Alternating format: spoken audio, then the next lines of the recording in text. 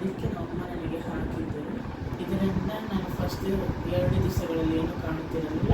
3ನೇ ದಿವಸದಿಂದ colours identify ಮಾಡೋ ಸಾಧ್ಯತೆ ಇತ್ತು. ಆ್ಯಂಡ್ ಇವತ್ತು ಲಾಸ್ಟಿಗೆ ಪಿಕ್ಚರ್ಸು ನಾನು ಇನ್ನೂ ಪ್ರಾಕ್ಟೀಸ್ ಮಾಡಿಬಿಟ್ಟು ಎಲ್ಲ ವಸ್ತುಗಳನ್ನು ಹೇಗೆ ಕಾಣುತ್ತವೆ ಎಂದು ತಿಳಿದುಕೊಳ್ಳುತ್ತೇನೆ ಎಂಬ ಆಶಯವಿದೆ. ನನ್ನ ಹೆಸರು ಶ್ರೀ ಅಂತ.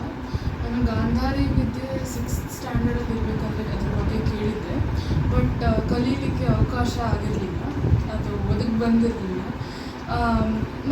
ಈಗ ನನಗೆ ಸಿಕ್ಕಿದಾಗ ನಾನು ಅಂದ್ಕೊಂಡಿದ್ದೆ ಸಣ್ಣ ಮಕ್ಕಳಿಗೆ ಹೇಳ್ಕೊಡ್ತಾರೆ, ಅವರಿಗೆ ಅರ್ಥ ಆಗುತ್ತೆ, ನನಗೆ ಅರ್ಥ ಆಗದೆ ಇರ್ಬೋದೇನೋ ಅಂತ ಅನಿಸ್ತಾ ಇತ್ತು. ಬಟ್ ಆಮೇಲೆ ವಿದ್ಯೆ ಕಲಿತಾದ್ಮೇಲೆ ಇವಾಗ ಕಲರ್ಸ್ ಐಡೆಂಟಿಫೈ ಮಾಡ್ಬೋದು, ಏನಿದೆ ಅದನ್ನು ಓದ್ಬೋದು. ಸೊ ಯಾವ ವಯಸ್ಸಂತ ಇಲ್ಲ ಅಂತ ಗೊತ್ತಾಯಿತು.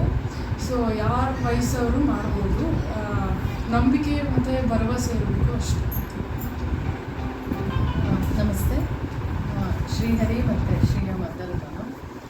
ಈ ಗಾಂಧಾರ ವಿದ್ಯೆ ಅನ್ನೋದು ಒಂದು ಏನ್ಷಂಟ್ ವಿದ್ಯೆ, ಒಂದು ಪರಂಪರೆ.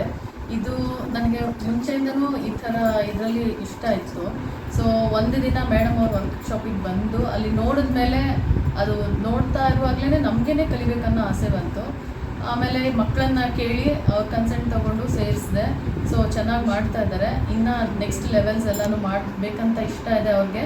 ಸೊ ಅದನ್ನು ಕೊಟ್ಟು ಅವ್ರಿಗೆ ನೆಕ್ಸ್ಟ್ ಲೆವೆಲ್ಸನ್ನು ಹೇಳ್ಕೊಡ್ಬೇಕು ಅಂತ ಅಂದ್ಕೊಂಡಿದ್ದೀನಿ.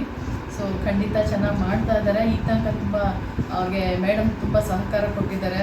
ಸೊ ಎಲ್ಲ ರೀತಿ ಅನುಕೂಲ ಆಗ್ತಾ ಇದೆ. ಅವ್ರು ಐಡೆಂಟಿಫೈ ಮಾಡ್ತಿದ್ದಾರೆ. ಸೊ ಇನ್ನೂ ಇಂಪ್ರೂವ್ ಆಗುತ್ತೆ ಇವ್ರ ಎಜುಕೇಷನಲ್ಲಿ ಫ್ಯೂಚರಲ್ಲಿ ಅಂತ ನಾನು ಭಾವಿಸಿದ್ದೀನಿ. ಮೇಡಮ್ಗೆ ತುಂಬ ಥ್ಯಾಂಕ್ಸ್.